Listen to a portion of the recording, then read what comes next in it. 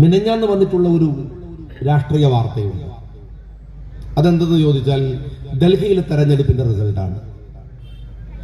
ഡൽഹിയിലെ തെരഞ്ഞെടുപ്പിന്റെ റിസൾട്ട് വരുമ്പോൾ എനിക്കൊരു അതിശയവും ഉണ്ടായില്ല. ഒരു രാഷ്ട്രീയ നിരീക്ഷകൻ എന്ന നിലക്ക് എനിക്ക് സങ്കടമുണ്ടായില്ല, എനിക്ക് അതിശയമുണ്ടായില്ല.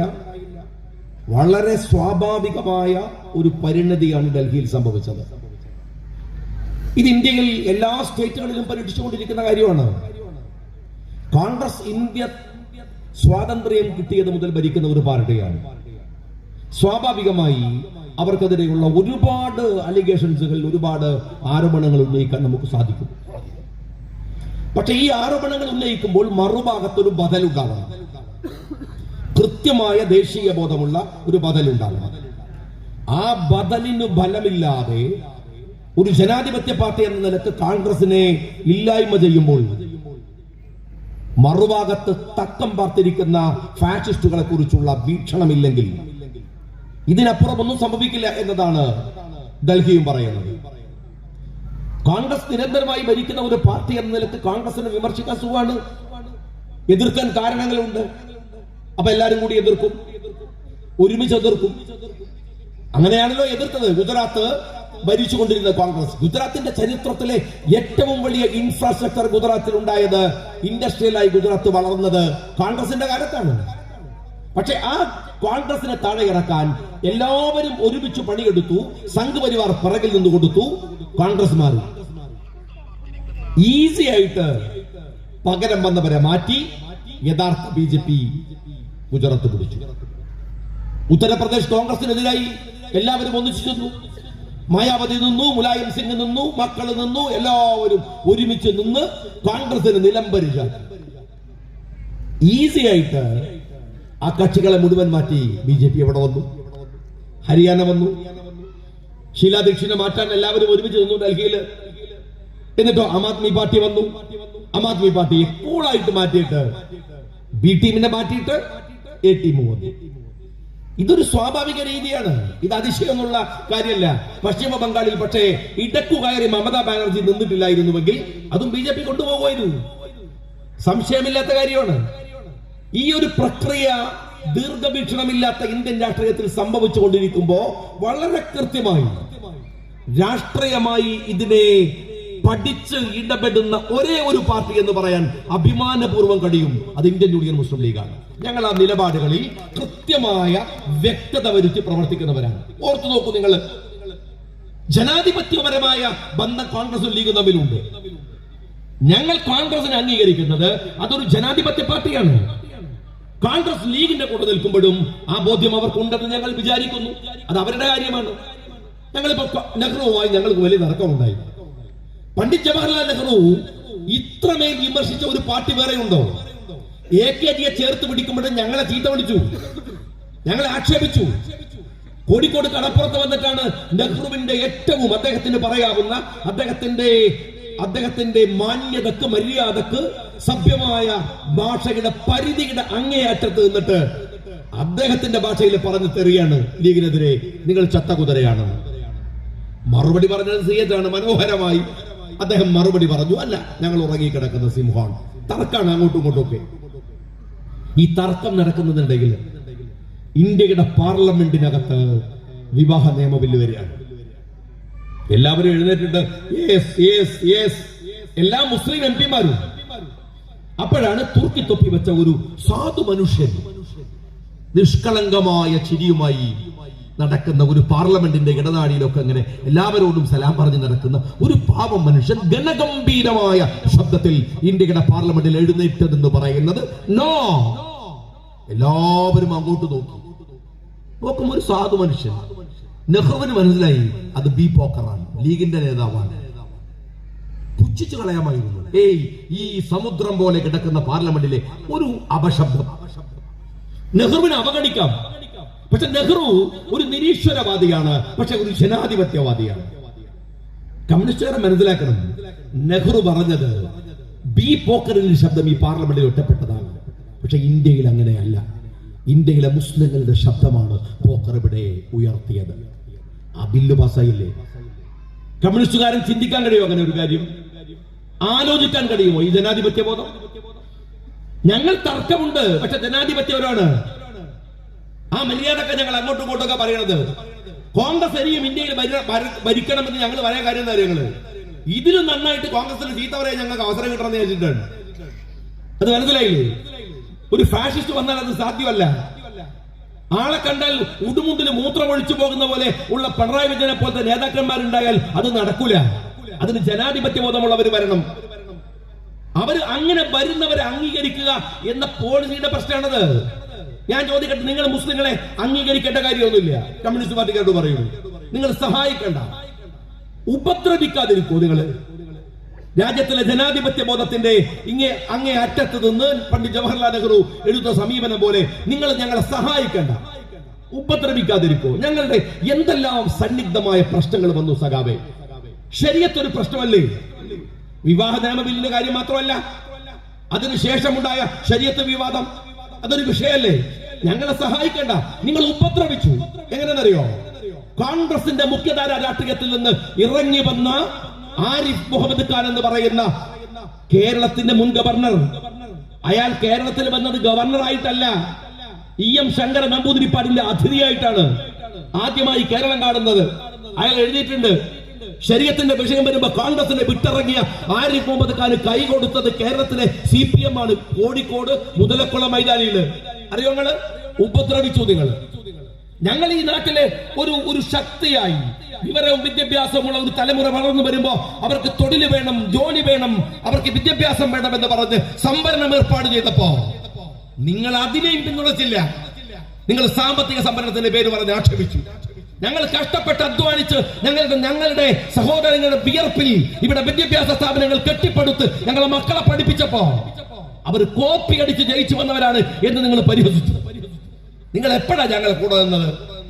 ഏത് പ്രശ്നത്തിലാണ്, ഏത് വിഷമത്തിലാണ്? ഞങ്ങളെ പിറകിൽ നിന്ന് കുത്തിയവരാ നിങ്ങൾ. എന്ന് മാത്രമല്ല, പൊരുതി ജയിച്ചു വന്ന ഒരു ജനതയാണ് മലപ്പുറത്ത്. 21 തകർന്നു പടിഞ്ഞു പോയ ഒരു ജനതയെ ഞങ്ങൾ ഉയർത്തി എഴുന്നേറ്റ് കൊണ്ടുവന്നതാണ് ഇവിടുത്തെ മാപ്പിള സമൂഹം. അങ്ങനെ എഴുന്നേറ്റ് വരുമ്പോ അവർ ഇന്ത്യ രാജ്യത്തിലെ ഏറ്റവും വലിയ ക്രിമിനലുകളാണ് എന്ന് പറയാൻ ഒരു SP-യെ വിട്ട് കള്ളക്കഥകൾ ഉണ്ടാക്കിയ പാർട്ടിയുടെ പേര് കൂടിയാണ് CPM എന്ന് പറയുന്നത്. ഞങ്ങൾ നിങ്ങളും തമ്മിൽ ഒരുപാട് വ്യത്യാസമുണ്ട്. അത് രാഷ്ട്രീയമാണ്, അത് കാഴ്ചപ്പാടുകളുടെ പ്രശ്നമാണ്. ആ അഭിപ്രായ വ്യത്യാസത്തിന്റെ അടിത്തറയിൽ നിന്നുകൊണ്ടാണ് ഞങ്ങൾ പറയുന്നത്. നിങ്ങൾ ആരും അതിശയപ്പെടേണ്ട. ഡൽഹിയിൽ സമ്പത്ത് വിഭവിച്ചതിന് സമാനമായ രാഷ്ട്രീയം കേരളത്തിലും ഉണ്ടാകും. ഈ പോക്കാണ് പോകുന്നതെങ്കിൽ CPM ആസൂത്രിതമായി ഉണ്ടാക്കി വെക്കുന്ന ഒരു വെറുപ്പിന്റെ രാഷ്ട്രീയമുണ്ട്. അത് സംഘപരിവാർ പോലുമല്ല. ഇവിടുത്തെ CPM-നെ സന്നിവേശിച്ചിരിക്കുന്നത് അവന്റെ നാവ്, അവന്റെ പേന, അവന്റെ ഒഫീഷ്യൽ വർക്കുകൾ നടത്തുന്നത് BJP-യാണ്, സംഘപരിവാറാണ്. നിങ്ങൾ പരിശോധിച്ച് നോക്കിയാൽ മനസ്സിലാവും. എല്ലാ തലത്തിലും പതുക്കെ പതുക്കെ പതുക്കെ കേരളത്തിൽ കൊണ്ടുവരാൻ ശ്രമിക്കുന്നത് കോൺഗ്രസ് നേതൃത്വം കൊടുക്കുന്ന മുന്നണിയെ തകർത്ത് കളയുക. എന്നിട്ടോ ഈ പോക്ക് CPM കുറച്ചുകൂടെ പോയാൽ പ്രതിപക്ഷത്തിന്റെ ഭാഗത്തേക്ക് BJP വരും. സുന്ദരമായി ഡൽഹി പോലെ ഈ ഡമ്മിയെ മാറ്റി ഒറിജിനൽ വരും. നിങ്ങൾ വിചാരിക്കണ്ടോ? സംഭവിക്കൂല. ഇതൊരു മൈനോറിറ്റി സ്റ്റേറ്റ് ആണ്. എന്നാലേ ഒന്ന് ആസാം പഠിക്കുക. എങ്ങനെ ആസാമിൽ ഇപ്പൊ BJP ഭരിക്കുന്നത് എന്ന്. കേരളത്തിൽ മുസ്ലിം ലീഗിന് MLA-മാരുള്ള പോലെ അതിലുമധികം MLA അവിടെ മുസ്ലിങ്ങളായിട്ട് മുസ്ലിം പാർട്ടിക്കുണ്ടായിരുന്നു. അജ്മൽ എന്ന് പറയുന്നത് നിങ്ങൾക്കറിയാലോ. അജ്മൽ എന്ന് പറയുന്ന വ്യാപകമായി അത്ര കച്ചവടം നടത്തുന്ന വലിയ കോടീശ്വരനായ അജ്മൽ ഖാന്റെ പാർട്ടിന്റെ അവിടെ മുസ്ലിങ്ങൾ 10-25 MLA-മാരുണ്ടായിരുന്ന, എത്രയോ ഒന്നിലധികം MP-മാരുണ്ടായിരുന്ന പാർട്ടി അവിടെ അപ്പോഴും ഉണ്ട്, ഇപ്പോഴും ഉണ്ട്. എന്നിട്ടോ അവർക്കിടയിൽ ഭിന്നിപ്പുണ്ടാക്കി, മൈനോറിറ്റികൾ കുഴപ്പങ്ങൾ ഉണ്ടാക്കി. BJP ഭരിക്കുകയാണ് ആസാം. അസാധ്യമായ കാര്യമല്ല. ഒരുപാട് ദൂരെയാണെന്ന് നിങ്ങൾ വിചാരിക്കണ്ട. കേരളവും പതുക്കെ പതുക്കെ സഞ്ചരിച്ചു കൊണ്ടിരിക്കുന്നത് അത്തരം ഒരു അപകടകരമായ പ്രതിസന്ധിയിലേക്കാണ്. തിരിച്ചറിഞ്ഞിട്ടില്ലെങ്കിൽ രാജ്യത്തെ സംഘപരിവാർ പിടിമുറുക്കുമെന്നതിൽ സംശയമില്ലാത്ത കാര്യമാണ്. നിങ്ങൾ ഒരൊറ്റ കാര്യം ഓർത്തു നോക്കൂ. മൻമോഹൻ സിംഗിനെ താഴെ ഇറക്കുമ്പോ എന്ത് ന്യായമാണ് CPM-കാരൻ നിങ്ങൾ പറഞ്ഞിരുന്നത്? രാഷ്ട്രീയ മര്യാദ എന്ന് നിങ്ങൾക്കുണ്ടെങ്കിൽ, മാന്യതയുണ്ടെങ്കിൽ നിങ്ങൾ ഉത്തരം പറയേണ്ട ഒരു ലളിതമായ ചോദ്യം ഇതാണ്. മൻമോഹൻ സിംഗ് എന്ന് പറയുന്ന രാഷ്ട്രീയത്തിലെ സൂഫി വര്യൻ എന്ന് പറയാവുന്ന മനുഷ്യൻ, അതുപോലെ ഒരു മനുഷ്യൻ, നിങ്ങളറിയുമോ ഇന്ത്യയിൽ മൻമോഹൻ സിംഗ് സാമ്പത്തിക പരിഷ്കാരം നടത്തുന്ന സമയത്ത് അദ്ദേഹം ഈ ഇന്ത്യയുടെ റുപ്പികയുടെ വില വല്ലാതെ താഴോട്ട് പോയി, ഡോളർ കയറി. മൻമോഹൻ സിംഗ് തന്റെ കയ്യിലുണ്ടായിരുന്ന കുറച്ച് ഡോളർ ഉണ്ടായിരുന്നു, അദ്ദേഹം മാർക്കറ്റിൽ പോയി ആ ഡോളർ ഇന്ത്യൻ റുപ്പിയായി മാറ്റി വന്നപ്പോൾ വന്ന വേരിയേഷൻ, ഡോളറിൽ നിന്ന് റുപ്പിയിലേക്ക് വരുമ്പോൾ ആ അദ്ദേഹത്തിന്റെ സാമ്പത്തിക നടപടി മൂലമുണ്ടായ വേരിയേഷൻ, ആ അധിക പണം എടുത്തയാൾ കൊണ്ടുപോയി ട്രഷറിയിൽ ഇട്ടു. എന്താ പറഞ്ഞെന്നറിയോ? എന്റെ ഒരു തീരുമാനം കൊണ്ട് എനിക്കൊരു ഗുണമുണ്ടാവാൻ പാടില്ല, മറ്റൊരു പൗരനും അത് കിട്ടുന്നത് വരെ. അദ്ദേഹം പണ്ഡിതനൊന്നുമല്ല, മതനേതാവൊന്നുമല്ല, അയാളൊരു നല്ല മനുഷ്യനാണ്. രാഷ്ട്രീയത്തിലെ സൂഫിയായി ജീവിച്ച, ഒരാരോപണവും ഏറ്റുവാങ്ങാതെ മരിച്ചു പോയപ്പോൾ ഒരു നാട് മുഴുവൻ ആ മനുഷ്യനെ കുറിച്ച് അയാളെ ഇറക്കി വിടുമ്പോ CPM-കാരാ നിങ്ങളാ ഇറക്കി വിട്ടത്, അപമാനിച്ചിറക്കി വിട്ടത്. പോകുമ്പോ പറഞ്ഞ എന്താണെന്നറിയാ? ചരിത്രം എന്നെ കുറ്റക്കാരനല്ലെന്ന് പറയും. ആ മനുഷ്യൻ മരിച്ചു മണ്ണടിഞ്ഞ് ദിവസങ്ങൾ കഴിഞ്ഞിട്ടാണ് ഞാൻ ഇവിടെ പ്രസംഗിക്കുന്നത്. ഇതാ പറയുന്ന ഒരു സമൂഹം അയാൾ മരിച്ചിട്ടും അയാൾ ചെയ്ത നന്മകളെ കുറിച്ച് പറയുന്നുവെങ്കിൽ ആ മനുഷ്യന്റെ നന്മ അത്രമേലുണ്ടായിരുന്നു. എന്തിനാ നിങ്ങൾ അയാളെ പാരവെച്ചത്? എന്തിനാ പാരവെച്ചത്? ആ മൻമോഹൻ സിംഗിനെ നിങ്ങൾ പറഞ്ഞു ആണവ കരാർ അങ്ങ് ശരിയാക്കുകയാണ്. ആണവ കരാർ കൊണ്ടുവന്ന് രാജ്യം തകർന്നു. എടോ സഖാവേ, ഞാൻ ചോദിക്കുന്നത്, നിങ്ങൾ ഇപ്പോഴെങ്കിലും പറ, എന്താണ് നിങ്ങൾ ആണവ കരാറിന്റെ പേരിൽ നടത്തിയ സമരത്തിന്റെ അകക്കാം? ഒന്ന് പറഞ്ഞേ. ആണവ കരാർ കൊണ്ട് കേരളത്തിനുണ്ടായ നഷ്ടം എന്താണ്? ഇന്ത്യക്കുണ്ടായ നഷ്ടം എന്താണ്? ആണവ കരാർ ഇന്ത്യയിൽ ഉണ്ടാക്കിയിട്ടുള്ള പ്രശ്നങ്ങൾ എന്താണ്? ബുദ്ധിമുട്ടുകൾ എന്താണ്? ഒന്ന് പറഞ്ഞേ. ഒന്ന് പറഞ്ഞു തരാൻ പറ്റുമോ നിങ്ങൾക്ക്? ഒരു വാക്കൊരു സഖാവ് പ്രസംഗിക്കൂലപ്പോ. കാരണം ഇവിടുത്തെ ഇലക്ട്രിസിറ്റിയുടെ സഫിഷ്യൻസി ഉണ്ടാക്കിയത് ഈ പറയുന്ന ആണവ കരാറാണ്, ആണവ ഇടപെടലാണ്. അതൊക്കെ പോകട്ടെ, എന്താ അതിന്റെ ഒരു ബുദ്ധിമുട്ട് രാജ്യത്തിനുണ്ടായത്? എന്തെങ്കിലും? ആ മൻമോഹൻ സിംഗ് ഇന്ത്യയിൽ നിന്ന് ഇറങ്ങി പോകുമ്പോ അയാൾക്കുള്ള പിന്തുണ പിൻവലിച്ച് നിങ്ങൾ നേരെ പോയത് എവിടേക്കാണെന്നറിയോ? ഡൽഹിയിലെ രാംലീല മൈതാനിയിലേക്കാണ്. അവിടെ ഒരു പടുകളവൻ ഉണ്ടായിരുന്നു, കുത്തിരിക്കുന്നു, കാട്ടുകള്ളൻ, അണ്ണാ ഹസാരെ. ഇപ്പോഴും ജീവിച്ചിരിപ്പുണ്ട്. ആ അണ്ണാ തൊപ്പി വെച്ചിട്ട് വലിയ മൊല്ല ചമിഞ്ഞ് നിന്ന ഫക്കീറിന്റെ ഭാവം നടിച്ച് ഗാന്ധി തൊപ്പി ധരിച്ച് നിന്ന കള്ളനാണ് അയാൾ, സംഘപരിവാരത്തിന്റെ കുടലുത്തുകാരൻ. ഇപ്പോഴും ജീവിച്ചിരിപ്പില്ലേ? രാജ്യം മുഴുവൻ അദാനിക്ക് തീരെഴുതി കൊടുക്കുമ്പോ എവിടെയാണോ നിന്റെ അണ്ണാ ഹസാരെ? എവിടെയാണ്? ആ അണ്ണാ ഹസാരയുടെ മുമ്പിൽ പോയിട്ട് ഉളുപ്പില്ലാതെ ചമ്രം പടിഞ്ഞിരുന്ന വിഡ്ഢികളുടെ പേരാണ് ഈ CPM എന്ന് പറയുന്നത്. തീരുന്നില്ല. ബാബ രാംദേവിന് വേണ്ടി കേരളത്തിന്റെ തെരുവിൽ പ്രകടനം നടത്തിയ പാർട്ടിയാണ് ഈ പിണറായി വിജയന്റെ പാർട്ടി. അറിയാം നിങ്ങള്? ബാബ രാംദേവിന് വേണ്ടി. എന്തുകൊണ്ട് ഈ പറയുന്ന ഡൽഹിയിൽ നിന്ന് ആം ആദ്മി പാർട്ടിയുടെ നേതാവ് പടിയിറങ്ങുമ്പോ സംഘടനയില്ലെന്ന് ഞാൻ പറഞ്ഞില്ലേ? അന്ന് ഈ പറയുന്ന അണ്ണാ ഹസാരയുടെ കൂടെ ഇയാളുണ്ട്, ഈ കെജ്രിവാളുണ്ട്. അന്ന് കൂടിക്കൊടുത്തു, ഇപ്പൊ അനുഭവിക്കാണ്, ജയിലിൽ കിടന്ന് അനുഭവിക്കാണ്, ഇല്ലേ? അന്ന് കൂടിക്കൊടുത്തു. കോൺഗ്രസ് എന്ന് പറയുന്ന ഒരു ജനാധിപത്യ പാർട്ടിയെ താഴെ ഇറക്കുമ്പോ പകരം വരുന്നത് വിഷപ്പാമ്പുകളാണ് എന്ന് നിങ്ങൾക്ക് മനസ്സിലായില്ല. രാഷ്ട്രീയത്തില് ഒരു 2 കൊല്ലത്തിനപ്പുറമെങ്കിലും നടക്കുന്നത് തിരിച്ചറിയാനുള്ള ബുദ്ധിയൊക്കെ വേറോ സഖാവേ. 10 കൊല്ലം നിങ്ങൾക്ക് ആവൂല, ഞങ്ങൾക്ക് അറിയാം. ഒരു 2 കൊല്ലം അതെങ്കിലും നിങ്ങൾക്ക് വേണ്ടേ? അവസാനം നിങ്ങൾ തകർത്തെറിഞ്ഞിട്ട്, മൻമോഹനെ തകർത്തെറിഞ്ഞിട്ട്, ആ കോൺഗ്രസ് ആ ജനാധിപത്യ സർക്കാരിനെ തകർത്തെറിഞ്ഞിട്ട് കൊണ്ടുവന്ന BJP ഈ നരേന്ദ്രമോദിയെ താഴോട്ട് ഇറങ്ങി പോയിട്ടില്ല. അറിയോ നിങ്ങൾക്ക്? ഇറങ്ങി പോയിട്ടില്ല. ആ ദുരന്തമാണ് നിങ്ങൾ ഇപ്പോഴും അനുഭവിച്ചു കൊണ്ടിരിക്കുന്നത്. നിങ്ങൾ ഈ നാട്ടില് ദീർഘവീക്ഷണത്തോടെ, ഞാൻ CPM-കാരോട് ചോദിക്കട്ടെ, നിങ്ങൾ ഈ എന്തെങ്കിലും ഒരു സ്റ്റേറ്റ്മെന്റ് വരുമ്പോ അതിന്റെ ഇടയിൽ തെറി പറയാൻ കുറെ സഖാക്കളെ ഇറക്കിയിട്ട് മാത്രം കാര്യമില്ല. നിങ്ങൾക്ക് അങ്ങനെ കുറെ വിഡ്ഢികളായ അണികൾ ഉള്ളത് കൊണ്ട് ജീവിച്ചു പോകുന്ന കുറെ നേതാക്കന്മാരാണ് CPM-ൽ ഉള്ളത്. അതൊക്കെ ശരിയാണ്. പക്ഷെ ഞാൻ ഒരു വിനീതമായ ഒരു കാര്യം ചോദിക്കട്ടെ, നിങ്ങൾ ഈ നാട്ടിലെ ഏത് സമൂഹത്തിന്റെ കൂടെയാണ് നിങ്ങൾ സിൻസിയർ ആയിട്ട് നിന്നത്? തൊഴിലാളികളുടെ കൂടെ നിന്നിട്ടുണ്ടോ? പാവപ്പെട്ടവന്റെ കൂടെ നിന്നിട്ടുണ്ടോ? കേരളത്തിൽ ഒരുപാട് സമുദായങ്ങൾ ശാക്തീകരിച്ചിട്ടില്ലേ? ഇവിടുത്തെ മുസ്ലിം സമുദായം ശാക്തീകരിച്ചു. നിങ്ങൾ എന്തെങ്കിലും കോൺട്രിബ്യൂട്ട് ചെയ്തിട്ടുണ്ടോ? എന്തെങ്കിലും? ഇല്ലല്ലോ. വക്കം അബ്ദുൽ ഖാദർ മൗലവി, ബാഫക്കി തങ്ങള്, സീതി സാഹിബ്, ഇല്ലേ? അവരുടെയൊക്കെ അത്യധ്വാനല്ലേ മുസ്ലിം കമ്മ്യൂണിറ്റിയുടെ പുരോഗമനത്തിന്റെ പുറകിലുണ്ടായിരുന്നത്? അവർ സംഘടിച്ചത്, അവർ മുന്നോട്ട് പോയത്, അവരെല്ലാവരെയും ഒരുമിച്ച് നിർത്തിയത്. എന്നിട്ട് ആ സമുദായത്തിനിടയിൽ ഫിത്തന ഉണ്ടാക്കാൻ നിങ്ങൾ നടത്താത്ത പരിശ്രമമുണ്ടോ? ഏതൊക്കെ തരത്തിൽ നിങ്ങൾ മലപ്പുറത്തുകാർ മനസ്സിലാക്കണം. മലപ്പുറത്ത് വന്നാൽ ഇവിടുത്തെ മുസ്ലിങ്ങൾക്കിടയിൽ എങ്ങനെ കുഴപ്പമുണ്ടാക്കാം, അത് ആലോചന. കാരണം ഇവിടെ മറ്റ് സമുദായത്തെ മുസ്ലിങ്ങൾക്കെതിരെ തിരിക്കൽ നടക്കൂല. അതുകൊണ്ട് മുസ്ലിങ്ങൾക്കെതിരെ അതിന് ഏതൊക്കെ ആളുകളെ പിടിക്കാൻ പറ്റും, ഏതൊക്കെ സഭയിൽ കയറാൻ പറ്റും, എന്തൊക്കെ തരത്തിൽ ഫിത്ന ഉണ്ടാക്കാൻ പറ്റും എന്ന് പരിശോധന.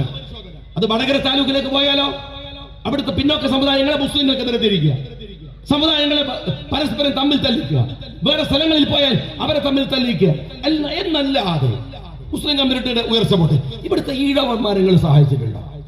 ഇപ്പൊ ഞാൻ കൊല്ലത്ത് നിങ്ങൾക്കറിയാം, ഒരു കൊല്ലത്ത് മത്സരിച്ച ആളായിരുന്നു ഞാൻ. പാർട്ടിക്ക് മുസ്ലിം ലീഗ് സ്ഥാനാർത്ഥിയാക്കിയ സമയത്ത് എനിക്ക് അതിശയം തോന്നിയിട്ടുണ്ട്. അവിടെ പോയാൽ നാദാപുരത്തും ഒക്കെ കാണുന്ന പോലെ ഒരു ഗൾഫുകാരുടെ വീടൊക്കെ നമ്മൾ കാണാറില്ലേ. ഇന്ന കൊല്ലം നഗരത്തിൽ പോലും അമ്പുരച്ചുംബികളായ അതിമനോഹരമായ ബംഗ്ലാവുകൾ അവിടെയുള്ള ഈഴവ സമുദായത്തിലുണ്ട്. പഠിച്ച് വിദ്യാഭ്യാസമുള്ള, നല്ല ജോലിയുള്ള, നല്ല ബിസിനസ് ചെയ്യുന്ന, നല്ല വിദേശ ഇൻവെസ്റ്റ്മെന്റ് ഉള്ള നിരവധി ആളുകൾ. ആരായിരുന്നു ഈഴവന്മാര്? കഷ്ടപ്പെട്ട് അവർ മുന്നോട്ട് വന്നതാണ്. അതിനൊരൊറ്റ കാരണം ശ്രീനാരായണ ഗുരുദേവനാണ്, SNDP ആണ്. വെള്ളാപ്പള്ളിയെ പോലെയുള്ള ആളുകളൊക്കെ പിന്നീട് വന്നിട്ടുണ്ട്, അതൊക്കെ വേറെ കാര്യമാണ്. പക്ഷെ ആ സംഘടന ഈഴവന്മാർക്ക് നട്ടെല്ല് ഉണ്ടാക്കി കൊടുത്തു, ശക്തി കൊടുത്തു, അവർ വളർന്നു. എന്നാൽ CPM-കാരന്റെ കയ്യിൽപ്പെട്ട ഈഴവനോ ഇവന്റെ കൂലിത്തലുകാരനായി. നിങ്ങൾ മലബാറിലേക്ക് ഈഴവ സ്വാധീനമുള്ള പ്രദേശങ്ങളിൽ പോയി നോക്കിയാൽ നിങ്ങൾക്ക് തെക്കൻ ജില്ലകളിൽ കാണുന്ന പോലെ വിദ്യാഭ്യാസ സ്ഥാപനങ്ങൾ ഉണ്ടാവില്ല, പുരോഗതി ഉണ്ടാവില്ല, ജോലി ഉണ്ടാവില്ല. കാര്യം എന്താണ്? അവിടെ SNDP യൂണിറ്റ് ഉണ്ടാവില്ല. ഇവന്റെ CPM-ന്റെ ഏരിയ കമ്മിറ്റിയാണ്. അവൻ എന്താ പണി?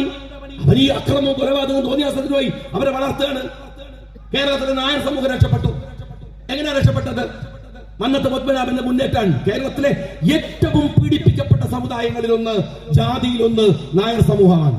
ഏറ്റവും വിഷമിച്ച, പ്രയാസപ്പെട്ട, എന്നാൽ ആ സമൂഹത്തിന് അന്തസ്സും ആഭിജാത്യവും ഉണ്ടാക്കി കൊടുത്തത് മന്നത്ത് പത്മനാഭന്റെ പോരാട്ടമാണ്. മുസ്ലിങ്ങൾ ഇങ്ങനെ. എന്നാൽ ഈ CPM-കാരന്റെ കയ്യിൽ പെട്ടുപോയ ചെറിയ ചില വിഭാഗങ്ങളുണ്ട്. അതിലൊന്ന് കേരളത്തിലെ ആദിവാസി സമൂഹമാണ്.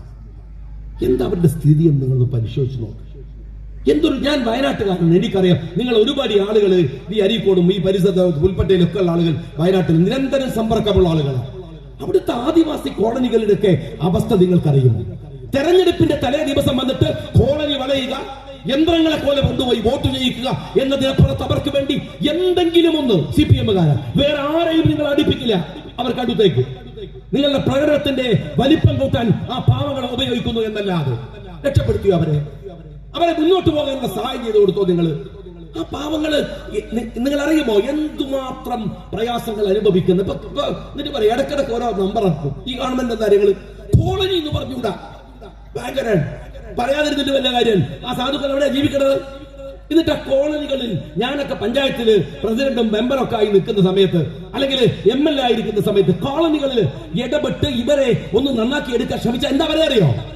ശാസ്ത്ര സാഹിത്യ പരിഷ എന്നൊക്കെ പറയുന്ന കുറെ സാധനങ്ങൾ വന്നിട്ട് പറയും, ഏയ് ആദിവാസികളുടെ തനിമ നഷ്ടപ്പെടുത്തിക്കൂടാ, ഓൾക്ക് മാത്രം തനിമ, ഓര് മാത്രം ഇങ്ങനെ കൂരയിൽ താമസിക്കുക, ഓലിങ്ങനെ മാത്രം ഇങ്ങനെ കോളനികളിൽ താമസിക്കുക, അല്ലേ? ഇവിടെ ബാക്കിയുള്ളവർക്ക് തനിമ വേണ്ട, ഇവിടുത്തെ മാപ്പിളക്ക് തനിമ വേണ്ട. എന്റെ സഖാവേ, ഈ മലബാറിലെ മാപ്പിളയുടെ വേഷം എന്താണ്? ഞങ്ങളെ ഉമ്മമാർ ധരിച്ചത് കാച്ചി മുണ്ടാണ്. എന്താണ് ഒരു അരഞ്ഞാണോ, കാത് നിറയെ ജിമിക്കിയും കമ്മലും, എന്താണ് ഒരു ചിറ്റിടുക എന്ന് പറയും. ഇതൊക്കെ ഇട്ടിരുന്ന ഞങ്ങൾ ഉമ്മാരുണ്ട്. ആ ഉമ്മാനങ്ങൾ കാണിച്ചതപ്പോ കാച്ചി മുണ്ടെടുത്ത ഉമ്മ ഉണ്ടോപ്പോ? എന്ത് സുന്ദരമായിട്ടാണ് നമ്മളെ സ്ത്രീകളൊക്കെ ഇപ്പൊ വേഷം ധരിക്കണത്. എന്ത് നല്ല വേഷങ്ങളാ ധരിക്കണത്, ഇല്ലേ? കാച്ചി മുണ്ടില്ലല്ലോ നമ്മളെ മാപ്പിളക്ക്. ആ മറ്റേ കണ്ണി മുണ്ടില്ലല്ലോ. എത്ര പ്രായമുള്ള ആളുകൾക്ക് ഒരു വാപ്പ മാത്രമാണ് അവിടെ ഒരു മുണ്ട് കള്ളു മുണ്ടിട്ടിരിക്കുന്നത്. എത്ര പേരുണ്ട്? നിങ്ങൾ പുതിയ തലമുറയിൽ ഇങ്ങനെ ഒരാളെ കാണിക്കാൻ പറ്റുമോ? സിനിമയിൽ പോയി നോക്കണം, സിനിമയിൽ പോയി നോക്കണം. മാറി ഈ ചട്ടയും മുണ്ടുമായിരുന്നു ഇവിടുത്തെ എന്താണ് ക്രിസ്ത്യാനികളുടെ വേഷം. ക്രിസ്ത്യാനി അമ്മമാരുടെ വേഷം കാര്യങ്ങള് ചട്ടയും മുണ്ടും. എന്നിട്ട് ഇവിടെ ഇങ്ങനെ തിരികെ വെച്ച ഒരു സാധനം ഉണ്ടാവും. അത് കാണണമെങ്കിൽ സ്കൂൾ യുവജനോത്സവത്തിന്റെ മാർഗംകളി കാണാൻ പോണം. അല്ലാതെ ഇപ്പൊ ഒരൊറ്റ ക്രിസ്ത്യാനി ചട്ടയും മുണ്ടൊന്നും ഇടുന്നില്ല. പക്ഷെ ആദിവാസികളോ പാവങ്ങള് ഒരു ചുരിദാറിട്ടിട്ട് ഒരു പണിയറ വിഭാഗത്തിൽപ്പെട്ട ഒരു പെണ്ണ് ടൗണിലേക്ക് വന്നാൽ എല്ലാവരും അതിശയത്തോടെ, എന്തേ അവർക്ക് ചുരിദാർ പറ്റൂലേ? എന്തേ അവർക്ക് പുതിയ വേഷം പറ്റൂലേ? എന്തേ അവരുടെ മക്കൾക്ക് ഗൾഫ് പോയിക്കൂടെ? എന്തേ അവരുടെ മക്കൾക്ക് നല്ല ജോലി കിട്ടിക്കൂടെ? എന്തേ അവർക്ക് നല്ല വീട് വെച്ചുകൂടെ? ആ വിഭാഗം ഇപ്പോഴും നമുക്കൊക്കെ ഉത്തരവാദിത്വമുണ്ട്, നിങ്ങൾക്കും എനിക്കുണ്ട്. അങ്ങനെ ഒരു വിഭാഗം നമ്മൾക്കിടയിൽ കഴിയുന്നുവെങ്കിൽ അവരെ സമുദ്ധരിക്കണമെന്ന് ലീഗ് നേതാക്കന്മാർ നമ്മളെ പഠിപ്പിച്ചിട്ടുണ്ട്. നമുക്ക് ബാധ്യതയുണ്ട്. പക്ഷെ അടുപ്പിക്കാതെ, ഒരാളെയും അടുപ്പിക്കാതെ വോട്ട് യന്ത്രങ്ങളാക്കി ഈ രാജ്യത്തിലെ ആദിവാസി സമൂഹത്തെ കൊണ്ടു നടന്ന CPM-കാരൻ അവന് മെനഞ്ഞാ നിങ്ങൾ കണ്ടോ? പനമരം പഞ്ചായത്തില്, എന്റെ പഞ്ചായത്തിന്റെ തൊട്ടടുത്താണ് പനമരം പഞ്ചായത്ത്. ആ പഞ്ചായത്തിന് CPM-ന്റെ ഭരണം പോയി, പുതിയ ഭരണം വന്നപ്പോ UDF-ന് ഭരണം കിട്ടി, ലീഗിന് പ്രസിഡന്റ് പദം കിട്ടി. ജനറൽ വനിതയാണ് പഞ്ചായത്ത് ബോർഡ് പ്രസിഡന്റ് ആവേണ്ടത്. ഞങ്ങൾക്ക് നോക്കുമ്പോൾ 2-3 വനിതകളുണ്ട്. അവരിൽ ഞങ്ങൾ നോക്കിയപ്പോ ബഹുമാനനായ സാദിഖ് അലി ശിഹാബ് തങ്ങളുടെ അടുത്ത് പഞ്ചായത്ത് കമ്മിറ്റിയൊക്കെ പോയി ലിസ്റ്റ് കൊടുത്തപ്പോ തങ്ങൾ പറഞ്ഞു, ഒരു ആദിവാസി വനിതയുണ്ട്, എഫിഷ്യന്റ് ആണ്, അവരാവട്ടെ. അവരെ പ്രസിഡന്റ് ആക്കി.